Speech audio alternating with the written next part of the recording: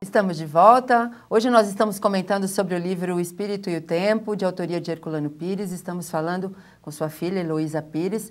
Mas antes de nós retomarmos essa nossa conversa, que é interessante, importante para o nosso aprendizado, gostaríamos de convidar você a ser um divulgador da doutrina dos Espíritos, para que nós possamos chegar a lugares mais distantes, a pessoas que não têm, como nós, a bênção da informação, da orientação, do consolo, essa oportunidade que estamos tendo aqui com Heloísa Pires de sabermos um pouco mais sobre a doutrina dos Espíritos, o quanto ela pode nos ajudar nas nossas vidas, nas nossas atividades, enfim, né?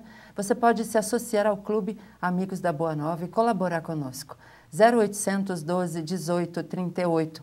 Quando nós ajudamos, nós nos felicitamos. E quando nós conhecemos a verdade, nós nos libertamos. Então, vamos auxiliar para que mais pessoas se libertem e se felicitem. 0800 12 18 38. Bom, Heloísa, vamos continuar falando, né, de Herculano Pires e esse livro. O que efetivamente esse livro trata, né? O que ele traz para nós de conteúdo sobre a doutrina, enfim? Ele estuda o médium, considerando, como diz Kardec, médium todo aquele que sofre influência do mundo espiritual. Sim. Mas existe a mediunidade de tarefa, que é aquela especificidade de ligação com o plano espiritual de uma forma consciente num trabalho mediúnico, trazendo, como Chico Xavier, informações, mensagem, consolo. E Herculano trata do desenvolvimento também do médium com tarefa específica. Mas ele faz essa diferença entre aquele médium que somos todos nós, que, né, somos inspirados, às vezes nem percebemos, e esse médium que faz a tarefa, que recebe a mensagem espiritual. Bem detalhada essa diferença, ele faz num outro livro magnífico, Mediunidade, Vida, Comunicação. Certo. Ele fala de mediunidade em estase, que todos nós temos, está ali paradinha. E na mediunidade dinâmica. Certo. E existem, no mediunidade, ele fala desses médiuns especiais que até realizam sessões de materialização. Certo. Lembra, Moisés recebia Yahvé graças a um grupo de médiuns, e Yahvé numa nuvem de ectoplasma. E no Espírito e o Tempo ele vai falando sobre o desenvolvimento do médium, no horizonte primitivo, no horizonte agrícola, no horizonte civilizado, no horizonte espiritual. Ou seja, ele descreve o desenvolvimento do indivíduo como médium, mas o médium é apenas um indivíduo em meio a uma sociedade.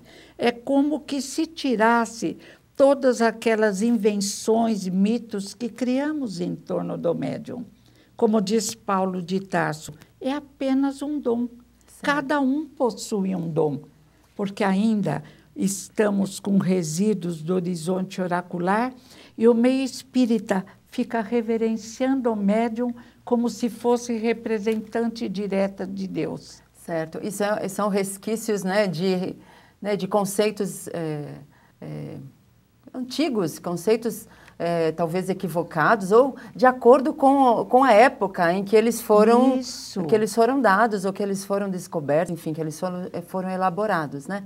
E hoje é um outro tempo. Mas esse livro é um livro para hoje. Para hoje. Para hoje. Nossa, vem os vários horizontes, fala sobre o desenvolvimento da razão, certo, sobre a Revolução Francesa, quando o homem tentou fazer o positivismo, quase um materialismo, tirando os deuses da igreja e colocando uma bailarina da ópera.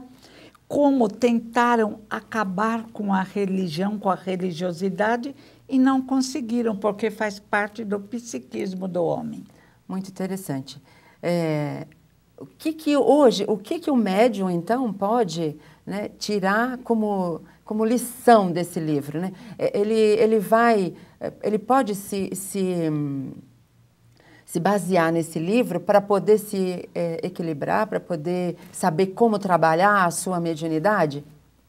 Também. Também. É, sobretudo, uma lição clara. O médium não é o grande pecador nem santo. Certo. É apenas um indivíduo que traz uma mediunidade mais aflorada, um compromisso assumido no mundo espiritual.